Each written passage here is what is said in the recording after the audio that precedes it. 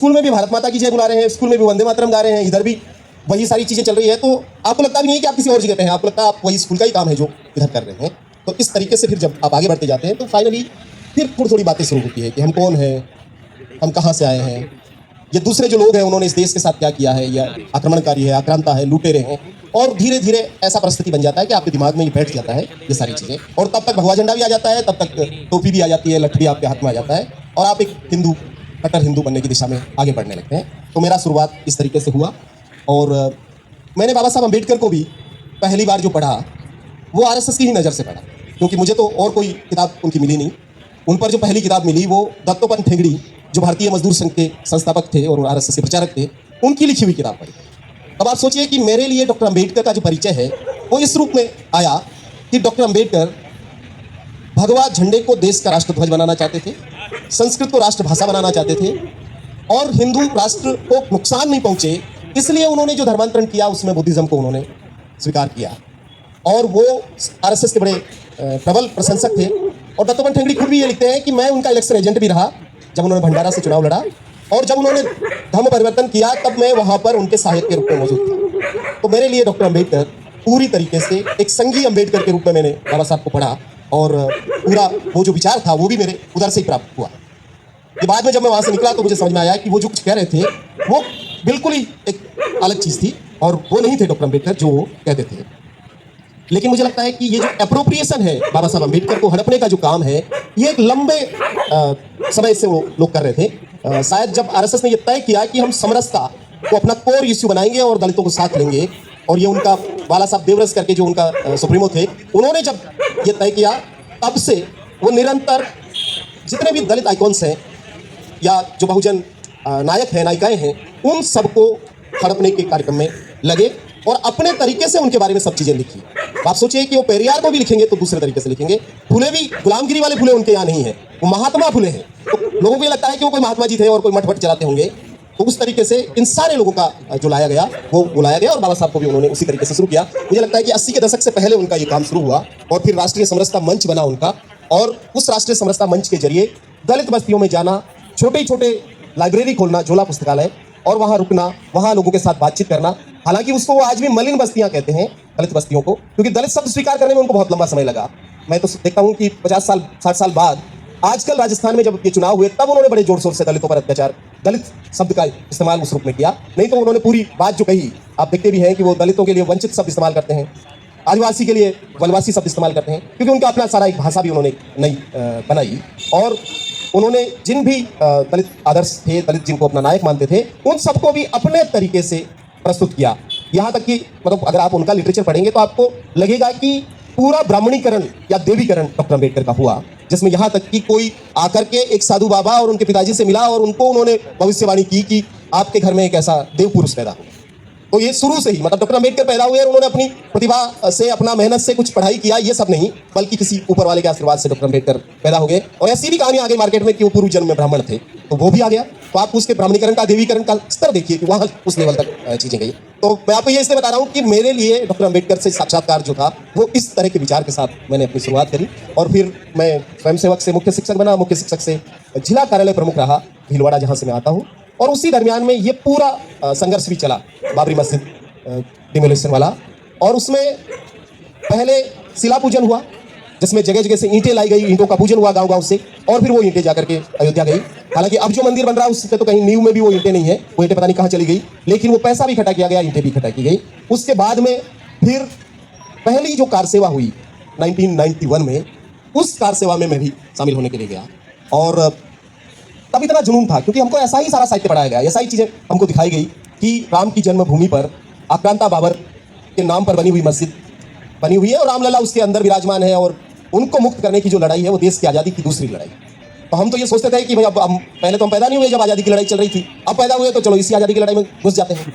तो हम उसमें घुसे, और इतना जुनून था कि जब अयोध्या के लिए रवाना हुए उससे एक दिन पहले अपने शहर में जो जुलूस निकाला गया, उस जुलूस में माला वालाओं से लाद करके बलि के बकरों की तरह, और जब हमारा जुलूस निकला तो हम ये गाना गाते हुए निकले कि राम जी के नाम पे जो मर जाएंगे दुनिया में नाम अपना अमर कर जाएंगे। तो इस तरह का पूरा आत्म बलिदान या फिदायनी तरीके से हम लोग निकले। हमें पूरी तरीके से ये ट्रेनिंग दिया गया कि वहाँ पहुँच के क्या करना है। जो अभी आजकल लोग कहते हैं कि बाबरी मस्जिद जो टूटी वो प्लानिंग से नहीं हुआ, वो तो जबरदस्त वहाँ जो लोग गए वो आक्रोश में आ गए और आक्रोश में आकर के उन्होंने बाबरी मस्जिद गिरा दी। ऐसा नहीं था, बल्कि प्रॉपर कहा गया कि वहाँ पहुँचने पे आप अगर पुलिस आएगी तो आपको कैसे छुपते हुए पहुँचना है, जब वहाँ पहुँच जाएंगे तो आपको कौन कैथी पावड़ा हथौड़ा देगा और कैसे आपको वहाँ पहुँचना है। तो सारी प्लानिंग 1991 में ही थी जब हम गए। हालांकि हम लोग पहुँच नहीं पाए। हम जब जा रहे थे तो हमने वो दोगलापन भी उनका देखा कि हमको वो अजमेर तक लाए और जो मोटिवेट करके लाए, जो प्रचारक थे और जो नेता थे इस आंदोलन के, वो सब ट्रेन के नीचे खड़े रह गए। हम सब लोग ट्रेन में बैठे और ट्रेन रवाना हुई लखनऊ की तरफ। और फिर टुंडला स्टेशन पर पहुंच करके सुबह सुबह में पुलिस ने उसको रोका। तब मुलायम सिंह यादव जी की सरकार थी और बहुत बड़े पुख्ता इंतजाम थे कि लोग वहां नहीं पहुंचे। तो जगह जगह पर उत्तर प्रदेश में आपके घुसते ही सुबह सुबह में गिरफ्तार किया गया सभी लोगों को, और हम बड़ी संख्या में थे। लगभग वो पूरी ट्रेन में आप देखेंगे तो ज्यादातर लोग जो थे हम ही लोग थे। और उस समय तक हम इस स्थिति में पहुंच चुके थे कि जो ट्रेन की बोगी में हम तो अनरिजर्व लोग वो लेके बैठे हुए थे, लेकिन जो रिजर्व लोग उसमें बैठे थे रिजर्व करके सीट, ऐसे जो मुस्लिम यात्री उसमें थे, उनको देख करके हमारे मन में ये था कि ये रामद्रोही लोग, ये देशद्रोही आराम से बैठे हुए हैं और हम राम जी को मुक्त करवाने जा रहे हैं और हमको खड़ा रहना पड़ रहा है। तो हम उनको देख करके और जोर से नाराबाजी, भारत में यदि रहना हो तो वंदे मातरम कहना होगा, ये जितने भी नारे वो सारे लगाए। वो लोग बेचारे बैठे रहे। फिर रात हो गई तो वो भी सो गए, हम भी सो गए। लेकिन सुबह सुबह ये फिर गिरफ्तारियां हुई और सब लोगों को ले जाया गया आप इसकी मथुरा के इंटर कॉलेज में। और मथुरा का इंटर कॉलेज पहले से ही भरा हुआ था पूरी तरीके से, बहुत लोग उसमें थे। वहाँ लोग इतने ज़्यादा थे कि उन्होंने कहा यहाँ नहीं रख सकते, इनको कहीं और ले जाओ। और फिर वो ले गए हमको आगरा के बहुउद्देश्य स्टेडियम जेल में। और वो जेल तो क्या थी, उसकी दीवारें इतनी छोटी थी कि आप दौड़ करके अगर कूदें तो उस दीवार की दूसरी तरफ जा सकते हैं, इतना छोटा सा वो जो एक कैंपस था। लेकिन चूंकि उस वक्त में चारों तरफ दंगा फसाद शुरू हो चुका था और आगरा में भी दंगा चल रहा था, तो वहाँ पर बाहर में तो कर्फ्यू वगैरह था। तो 10 दिन हम लोग उधर जेल में रहे और वो जेल में ही शाखा लगाना, ये सब करना, ये सब चलता रहता था। और बाद में ये पता चला 10 दिन बाद में कि अब कार सेवा को स्थगित कर दिया गया है और सबको अपने अपने घर जाना है। तो हम वहाँ से निकले, फिर राजस्थान पहुँचे। राजस्थान पहुँचने के बाद में फिर से वही सारी चीज़ें चलती रही। अगले साल में मार्च 1991 में, मतलब 1990 में तो हुआ ये, और 91 में एक और मूवमेंट किया गया, मंदिर सौंपो या गद्दी छोड़ो। और ये जब हुआ तो इसमें भी हम शामिल रहे, क्योंकि उस समय मैं जिला कार्यालय प्रमुख था, तो उसमें भी गए हम लोग। और जिस दिन ये रैली जानी थी जहाँ से, वो जो रास्ता है उस रास्ते पे भीलवाड़ा का एक मस्जिद है, बड़ा मस्जिद, जामा मस्जिद जिसको कहते हैं। तो दोपहर की नमाज का वक्त और इस रैली का वक्त दोनों एक साथ थे। प्रशासन ने कहा कि भाई आप अपना वक्त थोड़ा बदलिए। चूंकि उस समय बीजेपी की वहाँ सरकार थी और हम इतने जोश में थे, हमें लगा कि हमारी सरकार है और हमको ही रास्ता बदलना पड़ रहा है। तो हमने प्रशासन से ये कहा कि भाई गुलमंडी या पाकिस्तान में है कि हम उधर से नहीं जा सकते, हम जाएंगे उसी वक्त में जाएंगे। और इस सारी जद्दोजहद में फिर पीछे से किसी ने पथराव किया, और जब पथराव हुआ तो फिर इधर से लाठीचार्ज हुआ, फिर और ज़्यादा चीज़ें हुई तो हवाई फायर हुए, और फाइनली फिर फायरिंग हुआ। और उस फायरिंग में 2 ऐसे लोग मारे गए जिसका कोई लेन देना इस चीज़ से नहीं। वो न तो उस आंदोलन का हिस्सा थे न उस ऑर्गेनाइजेशन का हिस्सा थे। एक आदमी रात में काम करता था, दिन में सोता था, उसने बाहर कुछ आवाजें सुनी, बाहर निकला और गेट से बाहर निकला, गोली लग गई, मर गया। दूसरा आदमी काम के लिए आया, मार्केट करके घर जा रहा था सामान लेकर के, वो गोली का शिकार हो गया। पर बाय एक्सीडेंटल दोनों ही हिंदू थे, तो उन दोनों को फिर शहीद घोषित किया गया कि राम मंदिर के लिए शहीद हो गए। तो ये जो शहीद हुए और अयोध्या में जो मारे गए, उन सबकी अस्थियां लेकर के फिर एक अस्थि कलश यात्रा निकाली गई। और यह अस्थि कलश यात्रा मेरे गाँव में भी पहुंची। मैं जिला कार्यालय प्रमुख था, भीलवाड़ा शहर में रहता था। मेरा गांव जो था जहाँ मैंने शाखा से शुरुआत करी, वो एक छोटा सा गांव है। ये पूरे दिन भर अस्थि कलश यात्रा चल करके जब मेरे गांव पहुंची तो रात का वक्त हो गया होगा, 9-10 बजे के आसपास कार्यक्रम हुआ। कार्यक्रम होने के बाद में हमने उनके लिए खाना अपने घर में बनाया। मेरे पिताजी मेरे इसमें जाने के सदैव विरोधी थे। 1 साल तक तो उनको समझ में नहीं आया कि बच्चा खेलने जाता है तो कोई दिक्कत नहीं थी, लेकिन जब मैंने टोपी ओपी धारण किया और हाफ पैंट पहना और लठ हाथ में उठाया तो उनको समझ में आया कि मामला कुछ गड़बड़ हो गया। तब तक मैं पंचजन्य पढ़ करके और बौद्धिक सुन करके, और मेरे को ये लगने लगा कि ये जो लोग होते हैं कांग्रेस के लोग, मेरा परिवार कांग्रेस से था, तो मुझे लगा कि ये कांग्रेसी तो देशद्रोही होते हैं और ये तो हमें रोकेंगे। तो मैं अपने पिताजी को ये मान रहा था कि भाई ये तो देशभक्त नहीं है, मैं देशभक्तों के संगठन में हूँ और मुझे इनसे संघर्ष करना। तो मैं 4 साल जब तक उधर और रहा, तब तक पिताजी और मेरे बीच में संघर्ष जारी रहा। तो जब खाना बना रहे थे तो उन्होंने कहा भाई ये तुम्हारे लोग खाना भी खाएंगे कि नहीं खाएंगे। तो मैंने कहा आपको पता ही नहीं है, हमारे संघ में ये जातिवादी नहीं चलती है, सब हिंदू बराबर है और आपके यहाँ चलता रहता होगा ये कांग्रेस में। उन्होंने कहा भाई बहुत बढ़िया बात है, अगर ये बराबरी आ गई है बनाओ। तो हमने खीर पूड़ी बनाया उनके लिए। ये लोग आए, इन्होंने एक फिल्म दिखाई, साधु संतों ने भाषण दिए, और फिर जब 10 बजे के आसपास हमने उनको कहा कि खाना खा लीजिए, तो सेवा भारती के जिला प्रमुख मेरे कंधे पे हाथ रख के एक तरफ ले गए। वो बोले बंधु आप तो जानते हैं हिंदू समाज बहुत विषम है और हम तो आपके साथ खा लेंगे, एक ही थाली में बैठ के खा लेंगे, लेकिन ये जो साधु महात्मा आए हैं इनको थोड़ा दिक्कत है।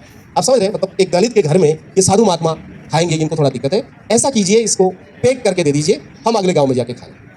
तो मेरे लिए बड़ा एक शॉकिंग चीज़ था क्योंकि तब तक मैं हिंदू राष्ट्र बनाने के पथ पे बहुत प्रतिबद्ध तरीके से आगे बढ़ा हुआ था। मैं घर में ही लड़ रहा था, सब लोगों से भी लड़ रहा था कि हमारा जो हम जो चाहते हैं, हमारा संगठन जो चाहता है। फाइनली मुझे लगा कि भाई अब अगर ये नहीं खा रहे हैं तो ये पैक करके ले जाए तो भी अच्छी बात है, कम से कम अपनी इज्जत तो घर में बचे। तो पैक करके उनको दे दिया, वो लोग गए। दूसरे दिन सुबह वो खीर की केतली लौटाने के लिए एक बंदा आया जो मेरा क्लास फेलो भी था, शाखा में भी हम साथ जाते थे और कविताएं वो लिखता था और मैं भी लिखता था, तो हमारी दोस्ती कुछ घनिष्ठ थी। वो बंदा पुरुषोत्तम चौधरी आकर के मुझे बोला कि मुझे कहा तो गया कि मैं आपको नहीं बताऊं, लेकिन मैं बताने से रुक नहीं सकता। आपके यहाँ से जो खाना ले जाया गया वो रोड के किनारे फेंक दिया गया। अगले गांव में जाकर के एक ब्राह्मण वेद जी के घर पे रात में उन्होंने खाना बनवाया और हमको रात में 12 बजे हम खाना खाए। मुझे यकीन नहीं हुआ कि ये, मुझे लगा वो मजाक कर रहे होंगे। फिर हम उस जगह पे गए जहाँ उन्होंने खाना फेंका, और वहाँ जाने के बाद जब मैंने देखा कि वहाँ कुछ अवशेष थे, और तब मुझे यकीन हुआ कि वाकई वो जो पैक करवा के खाना ले गए थे उसको उन्होंने सड़क के किनारे फेंक दिया।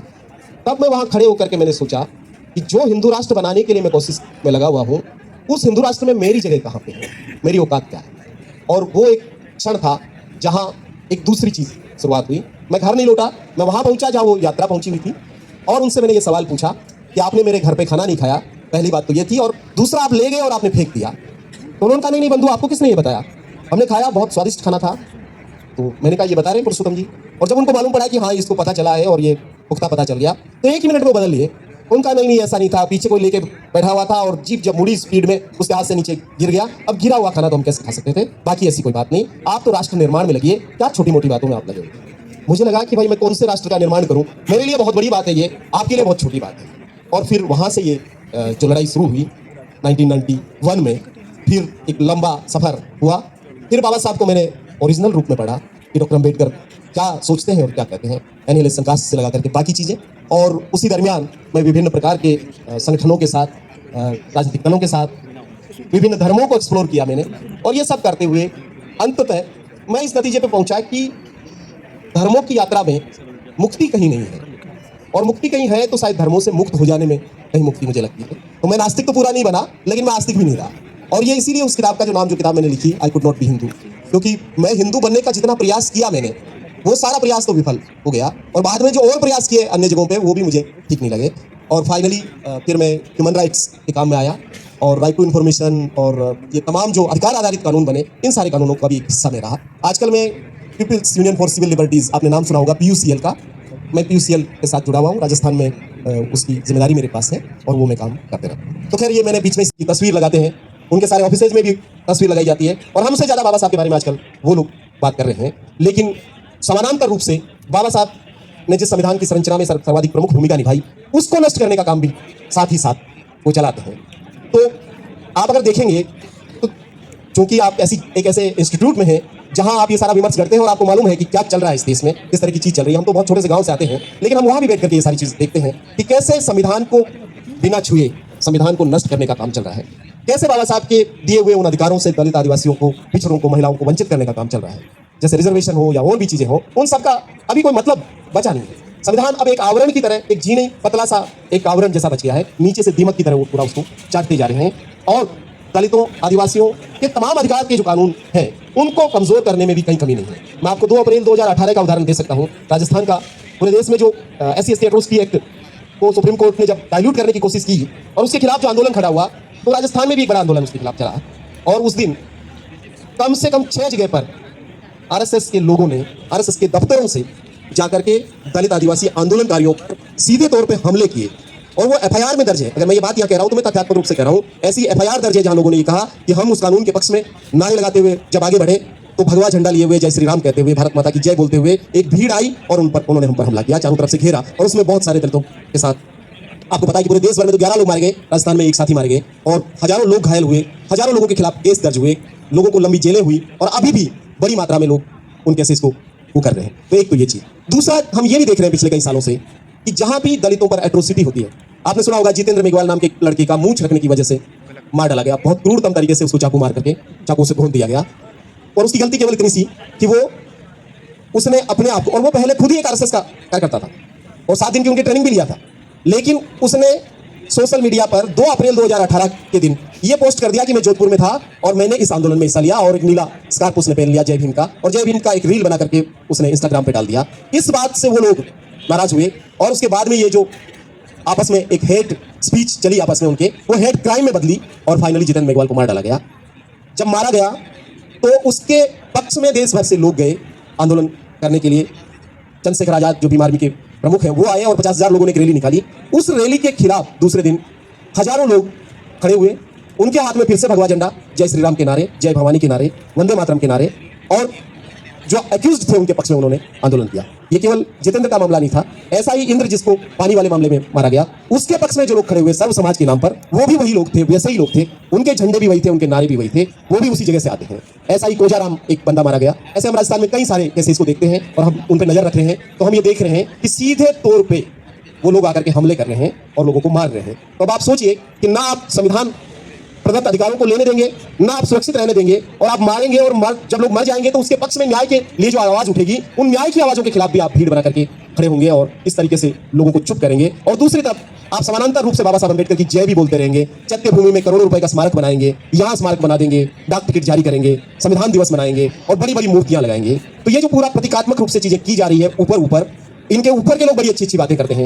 मोहन भागवत आरक्षण के भी पक्ष में बयान देते हैं, LGBTQ+ कम्युनिटी के बारे में भी ऐसा बोलते हैं जैसे इनसे ज्यादा तो कोई नहीं होगा। मतलब उनके विचारों को आप पढ़ लें तो आपको लगेगा अरे इनको तो शांति का नोबेल पुरस्कार इसी साल दे देना चाहिए, अभी लेट नहीं करना चाहिए। लेकिन उनका काडर जो है नीचे, वो पूरी तरीके से सब लोगों के खिलाफ खड़ा है, तमाम न्याय की आवाजों के खिलाफ खड़ा है, लोकतंत्र के सारे इदारों के खिलाफ खड़ा है। और कोई भी व्यक्ति, कोई भी संस्था, कोई भी समूह जो उठ करके बोलना चाहता है, उन आवाजों को दबाने के लिए सारी कवायद वो लोग कर रहे हैं, जिसको आप भी देखते होंगे। आप यहाँ भी, हम तो बहुत दूर हैं यहाँ से, मैं यहाँ से 600-700 किलोमीटर दूर रहता हूँ, लेकिन JNU में क्या चीजें चलती रहती है आजकल सोशल मीडिया बताता है कि किस तरह आवाजों को दबाने का काम किया जा रहा है। बड़ा मुश्किल है आज की तारीख में आप कहीं भी रोड पर जाकर के बात करें। पिछले 30 सालों में जो हमने सामाजिक कार्यकर्ता के रूप में काम किया, पहले कहीं ऐसा नहीं था कि कहीं जाकर के आप बात करें तो कोई दिक्कत होती थी, लेकिन आज आप किसी भी चौराहे पर जाकर के बात करेंगे, पुलिस आएगी, ये गुंडे आएंगे, मारपीट करेंगे, कुछ भी कर सकते हैं। जो आपके यहाँ कर रहे हैं वो बाकी जगहों पर भी कर रहे हैं। तो हालात बदतर से बदतर होते जा रहे हैं, लेकिन बाबा साहब का बहुत नाम भी चला रहे हैं वो। और आज शायद बाकी लोगों ने कम मनाया होगा महापरिनिर्वाण दिवस, RSS वाले लोगों ने ज्यादा मनाया होगा। तो ये पूरा जबान पर डॉक्टर अम्बेडकर है, लेकिन दिल में कोई और है, सावरकर है या जो भी होगा, हेडगेवार या गोलवलकर है।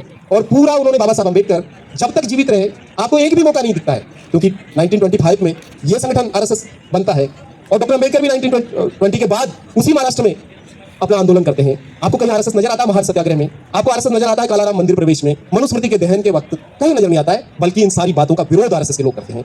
गुरु गोलवलकर ने बंच ऑफ थॉट में डॉक्टर अम्बेडकर का भीमा कोरेगांव जाकर के वहां जो विजय दिवस मनाने का जो काम वो करते थे, उसके खिलाफ पूरा 1.5 पेज खर्च किया है। और इतना ऐसी भाषा में खर्च किया है, ये कहते हुए कि उस वक्त वो हरिजन शब्द इस्तेमाल किया उन्होंने कि ये उन अछूतों का नेता इतना अंधा हो चुका है स्वार्थ में कि वहां जाकर के अंग्रेज परस्ती करता है और अंग्रेजों के लिए लड़ने वाले लोगों के लिए वो करता है। और भी बहुत सारी बातें आप पूरे संविधान निर्माण की प्रक्रिया में देखें, क्या ये लोग कहीं पे भी थे, कहीं पे भी नजर नहीं आते हैं, विरोध करते हैं। और जब बन जाता है संविधान तो ऑर्गेनाइजर छापता है कि इसमें भारतीयता का कोई तत्व नहीं है, जबकि हमारे पास महान मनु का विधान मौजूद था, उससे प्रेरणा लेनी चाहिए थी, यानी कि मनुस्मृति या विधान के रूप में होनी चाहिए थी। वो कहते हैं। हिंदू कोड बिल के खिलाफ कौन खड़ा हुआ? यहाँ पर करीब 79 सभाएं दिल्ली में की गई और वो सारी सभाएं जो हुई उसमें संघ के, BHP के और रामराज परिषद जो बाद में जनसंघ बना और फिर अब भाजपा है, उसके लोग उसमें शामिल रहे। बाबा साहब और नेहरू के पुतले जलाए गए, उनको धमकियां दी गई। तो और यहाँ तक कि जब बाबा साहब ने धम्म दीक्षा ली, वो तो उसी नागपुर में ली जहाँ पर इनका हेडक्वार्टर है।